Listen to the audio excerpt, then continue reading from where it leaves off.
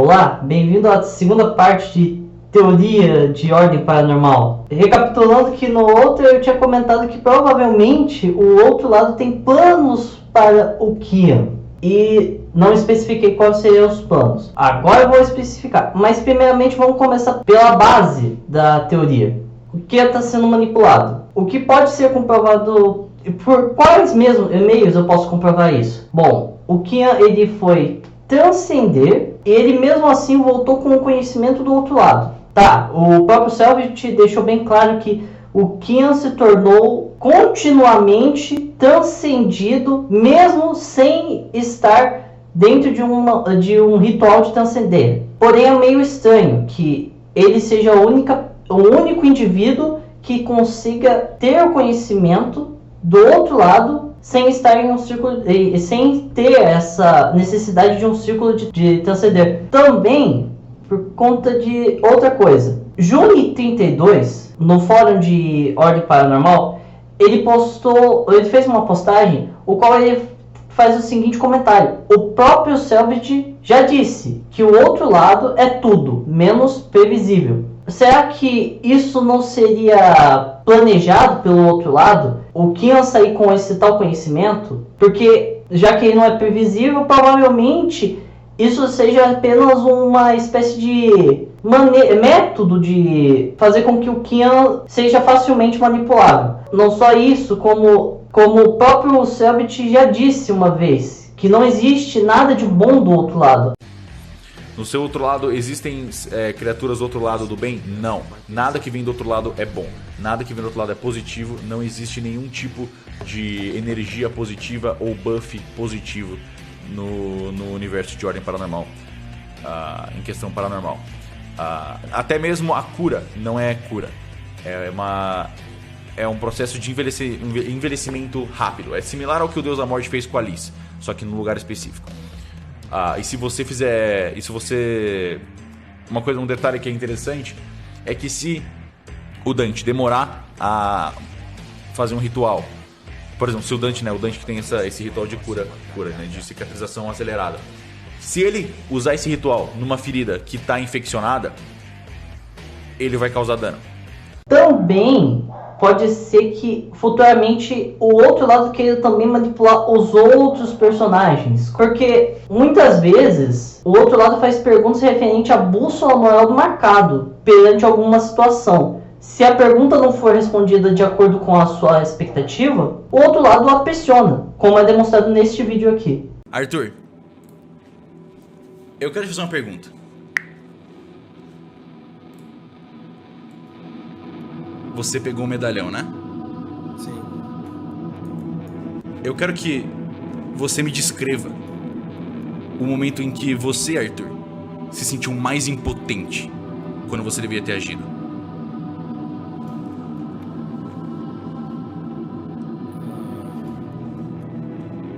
Quando eu vi o... Pode falar, tipo... É pra você, né? O Deus da Morte segurando a Lisa a primeira vez. Mas descreva exatamente como o Arthur se sentiu nesse momento. O que ele estava pensando, o que ele pensa sobre isso agora. O que ele queria ter feito nesse momento. Ele queria ter entrado na frente, ele queria ter feito com que a Liz não tivesse sofrido isso, porque isso desencadeou tudo o que aconteceu. E ele queria ter sido mais rápido, ele queria ter sido mais rápido nos pensamentos, porque ele é muito burro. Você se acha burro, Arthur? Me acho. Você se acha impotente? Sim. O que você faria pra mudar isso? Até que ponto você iria pra mudar isso? Até não conseguir ver nenhum dos meus amigos se machucar mais. Você mataria por isso? Com certeza. Só pra deixar de ser impotente? Pra poder fazer mais Sim. por eles? Com certeza. Você torturaria alguém por isso?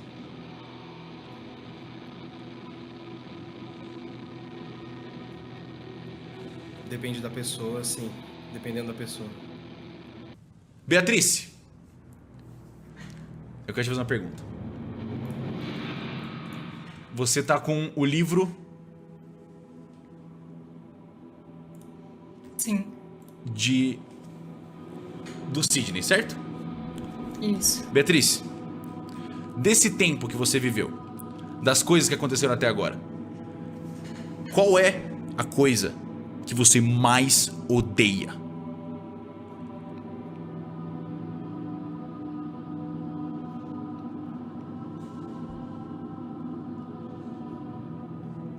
Injustiça. Se você presenciasse alguém sendo injusto, muito injusto, qual é a maior injustiça que você consegue pensar? A que te geraria o maior ódio, a maior raiva? O que eu vi fazerem com o Jeremias. Ele ter que espancar a própria família transformada em zumbis de sangue. Qual é a maior dor? Até que ponto você ia querer causar dor nessa pessoa? Você faria ela sofrer? Faria. Você sentiria prazer nisso? Seja honesta. Não. Então por que você faria isso? Pelo bem maior. E qual é o bem maior? Menos pessoas saírem machucadas.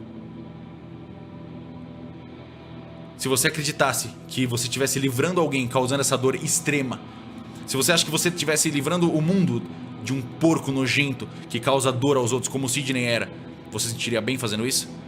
Causando dor a ele? Sim. Você estaria feliz em trazer dor a ele? A fazer ele sofrer? Sim. Dante,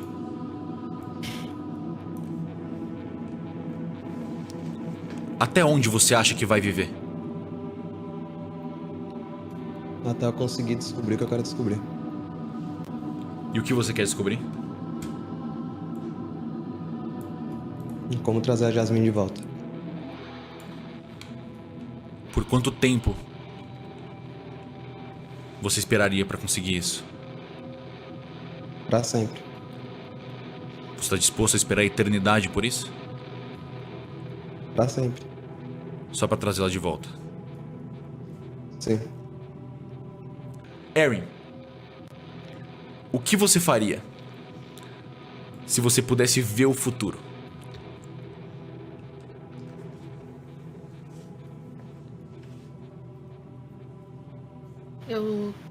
Eu tentaria mudá-lo se ele fosse ruim. O que você mudaria, por exemplo? Impediria a morte de alguém que eu gosto, ou algum próximo. O que você faria pra impedir a morte dessa pessoa? Até onde você iria? Se fosse o Fê, a Erin ela daria a vida pelo Fê. Mas você tiraria a vida de outra pessoa por ele? Dependendo da pessoa, sim. Quantas? Desde que não fossem pessoas inocentes. Quantas forem necessárias? Se não forem inocentes, sim. E quantas inocentes?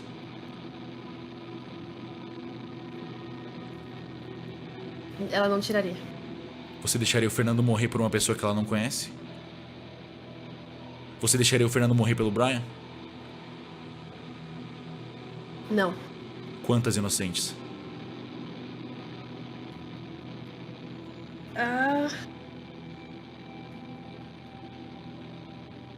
Quantas forem necessárias? O mínimo possível. Quantas forem necessárias? Por Fê, sim. Joey, qual é o seu maior arrependimento?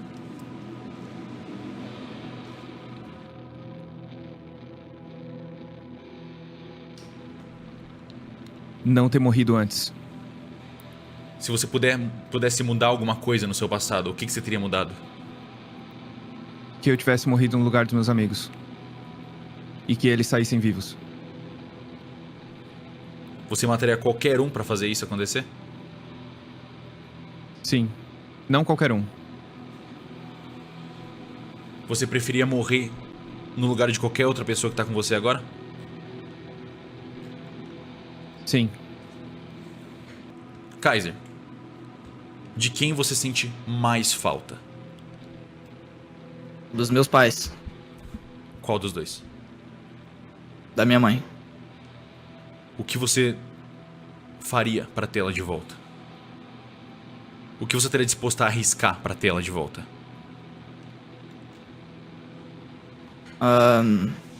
Talvez vidas que eu não me importo tanto. Como dos seus amigos? Não, dos meus amigos não. Quem aqui, nesse orfanato, você mataria para ter sua mãe de volta? Que está agora no orfanato? Sim. Uma pessoa? Qualquer uma. O Fernando. Fernando e Luciano. Qual foi o seu maior trauma? Primeiro o Fernando e depois o Luciano. O maior trauma do Fernando? O seu maior trauma, Fernando? Provavelmente... foi... o estado em que eu peguei com as drogas. Não me olhei no espelho depois de meses.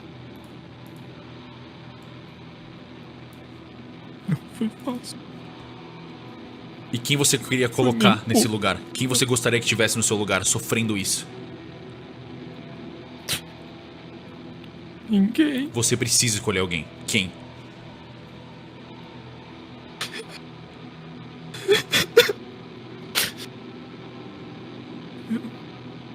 Eu não sei.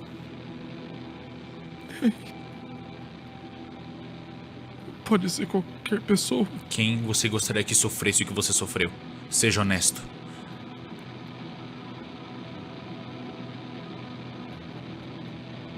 Meu pai. Luciano, qual foi o seu maior trauma?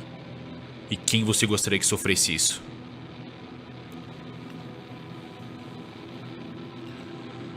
Meu maior trauma? Acontecendo agora.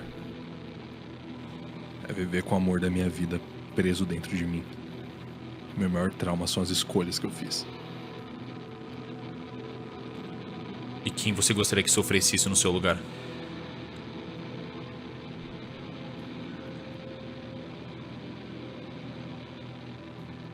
Todos esses ocultistas de merda.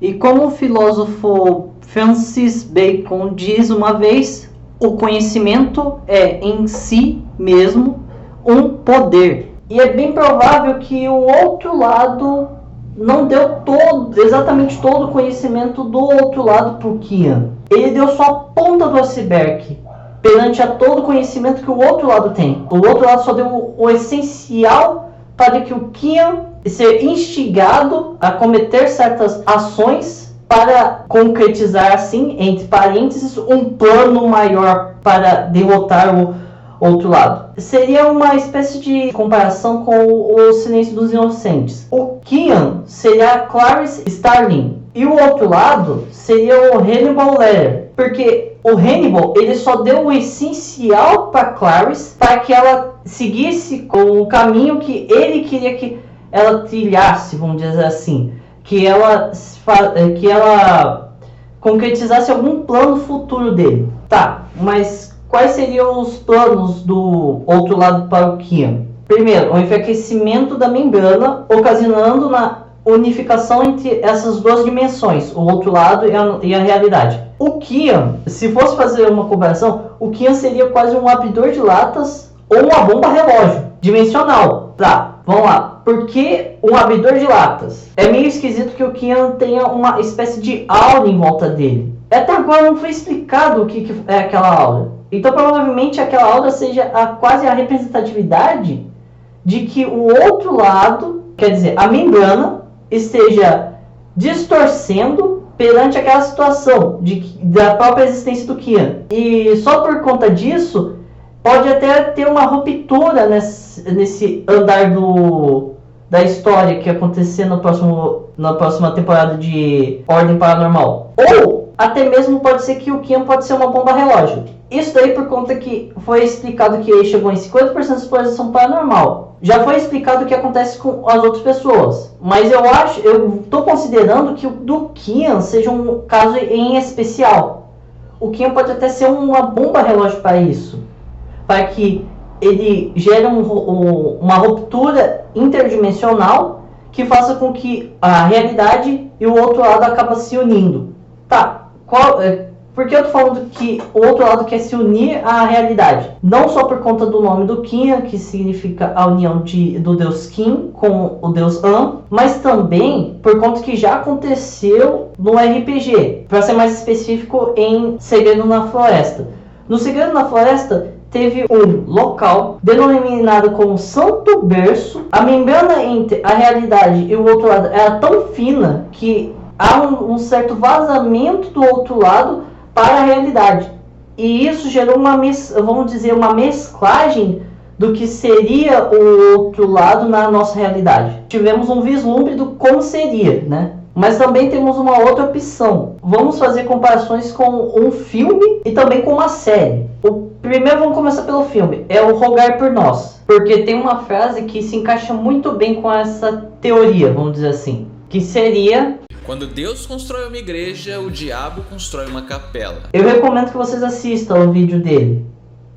Ele explica muito bem sobre o filme, sobre como que poderia ser derrotado. Eu recomendo. Mas vamos voltar à teoria. O outro lado simplesmente pode estar querendo fazer isso.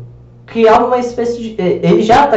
O outro lado já meio que tem um culto religioso. Que na verdade é um culto a Kian, né? Que são os scriptas que cultuam o Kian. E provavelmente é isso que o outro lado queira. Que o Kian só faça com que esse culto cresça de uma maneira exponencial. Mas como que pode se dizer isso? Que isso daqui pode levar a tudo isso. Lembra que eu tinha comentado que o outro lado pode ter dado só a ponta do iceberg perante a todo o conhecimento do outro lado?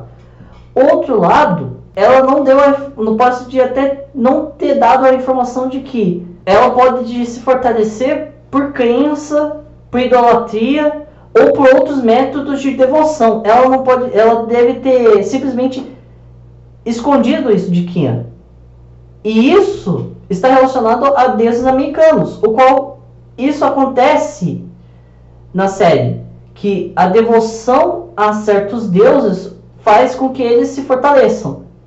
Até mesmo isso daqui é comentado num dos vídeos do Jovem Nerd. Também recomendo vocês assistirem para entender melhor o que eu estou tentando explicar. E ainda, a coisa se torna... Se a gente fosse para uma coisa mais bíblica, o Kian seria o Messias, o outro lado seria quase a Deus, remetendo a Deus, e os marcados remetendo aos discípulos, se tornando essa coisa meio bíblica. Tá, esse daqui é o mais... Vocês devem estar pensando, é muito viajado, não faz o menor sentido. E a gente pode ficar mais viajado ainda. O outro lado está querendo criar um receptáculo. Essa é a terceira, vamos lá. Essa terceira essa daqui vai ser dividida em duas, por conta que não é só criar um receptáculo e pronto, acabou. Por conta que assim, todos que lembram do outro lado são pontos para que a entidades atravessem para a realidade. Isso foi uma informação que foi citada até no vídeo passado. Os marcados, quando chegam a 50% de exposição paranormal, o outro lado chama a pessoa e a existência do outro lado é maior do que a realidade dentro da pessoa, gerando um vínculo entre a pessoa e um elemento que compõe o outro lado, sendo ela morte, sangue, conhecimento, energia, medo, como é demonstrado nesse trecho de vídeo de Ordem Paranormal. Nós terminamos o último episódio com o Arthur e o Kaiser sentindo alguma coisa especial. Vocês atingiram 50% de exposição paranormal. E o outro lado parecia chamar vocês através do símbolo de transcender. Kaiser, você caminhou lentamente e sentou na poltrona grande, no meio desse símbolo. E agora a gente vai transcender com 50% de exposição paranormal. Vem comigo aqui pra baixo. Let's go. Bora transcender. Agora vamos começar a duas vertentes. Pode acontecer a situação referente a um anime, que isso seria Nanatsu no Taizai, ou o acontecimento que já foi demonstrado até mesmo no Ordem Paranormal. Vamos começar pelo que é demonstrado em Ordem Paranormal. O que acontece em Ordem Paranormal, o qual foi demonstrado que a avó da Eren era o anfitrião. Eu acho que a gente tem que formar pares, gente. Então, eu acho que alguma dessas pessoas que estão aqui pode ser anfitrião. Eu só não faço a menor ideia de quem seja. Mas tem o trio, Virgílio e Leonardo. Mas é porque os três eram supostamente a mesma alma. Uma pessoa. Eu vou chutar e pegar o Tristan, mestre. Só de curiosidade. Você coloca e nada acontece. Eu dou um aliviado. Eu dou um suspiro aliviado e tiro o Tristan. Eu vou tentar colocar minha avó. Os dois brilham. E o anfitrião era representado por uma marca, um símbolo. Então a gente já pode remeter que o outro lado já está começando a tentar trazer algumas entidades para a realidade. Tá, mas qual seria agora o fator que seria gerado pelo anime de Nanatsu no Taizai? Através das relíquias da calamidade, que amplifica a conexão e ainda concede um poder, vamos dizer assim. O qual é citado isso no Ordem Paranormal. Esse livro é o trabalho da vida do Arnaldo. Ele dedicou a maior parte da vida dele a investigar a existência de objetos conhecidos como relíquias da calamidade. E vocês ouvem as máscaras falando: as relíquias da calamidade são objetos paranormais de poder imensurável que podem apenas ser utilizadas por marcados. Por tal, uma relíquia da calamidade é o equivalente a ter uma completa exposição paranormal. A máscara do desespero é uma dessas relíquias. Aqueles que a portam se tornam apenas mais uma parte da mente única das máscaras, que protege o equilíbrio. Ou seja, um de nós, com uma relíquia que tem o mesmo, com uma relíquia, vai ter o mesmo poder que o Kian acabou de adquirir. Porém, não foi dito como foi criado, mas dá para se entender que as relíquias possuem fragmentos do outro lado. E em Nanatsu no Taizai acontece a mesma coisa. Só que aqui no caso é o Rei Demônio, o qual ele até mesmo fala para o Zelda o seguinte: os mandamentos são fragmentos do meu poder. Reuni-los e se tornar o Rei Demônio não significa nada além de se tornar um novo receptáculo. Vamos fazer uma comparação aqui. Os mandamentos concediam poder, as relíquias da calamidade também concedem poder, só que ela concede também uma conexão maior com o outro lado. Reunir os mandamentos, a pessoa se torna um receptáculo para o Rei Demônio. Mas não foi citado nada se uma pessoa utilizasse todas as relíquias. E logo eu estou supondo que o outro lado torne alguém em um receptáculo se todas as relíquias forem utilizadas ao mesmo tempo por um marcado. Estou supondo isso. Agora temos uma quarta suposição. A ideia de que o Kian está sendo utilizado como um abridor de latas não faz sentido. A ideia de que o Kian está sendo manipulado para gerar uma religião para o outro lado também não faz sentido. E criar um receptáculo, tanto de uma maneira estilo Nanatsu no Taizai, ou até mesmo por sendo que as entidades já estão começando a entrar nesse mundo por conta do que aconteceu com a avó da Eren, não faz sentido. Então, qual seria a quarta? A quarta seria quase referente ao filme também, Segredo na Cabana. Sim, Segredo na Cabana. Quem não assistiu, por favor, assista este vídeo de Otávio Uga. Vai ser bem explicativo. Porque, assim, vamos lá, o filme retrata muito a ideia do entretenimento, né? Assim, tá, é um filme de terror, mas tem algumas coisas que remetem à ideia de que, assim, como seria a produção de filmes de filme de terror para entreter as pessoas. O outro lado vê a realidade como entretenimento. Sim, só isso. O outro lado vê como entretenimento.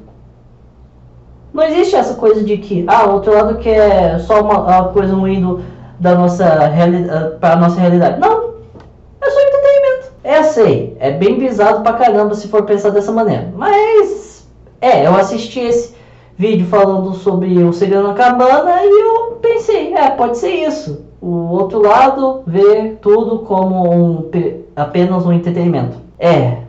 Vocês estão falando, você está viajando na maionese pra caramba. Eu concordo também, isso daí é uma viagem da maionese do caramba. Mas a gente dá pra viajar mais ainda. E isso vai ser retratado na terceira parte. Sim, eu vos convido a simplesmente assistir a terceira parte, que ainda vou lançar. Se eu lançar, né? Eu provavelmente vou lançar. E... bem, se vocês gostaram, curta, compartilhe para os seus amigos, para simplesmente ajudar esse canal.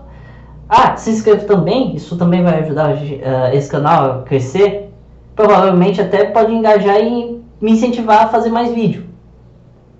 E também eu quero fazer outros tipos de conteúdo.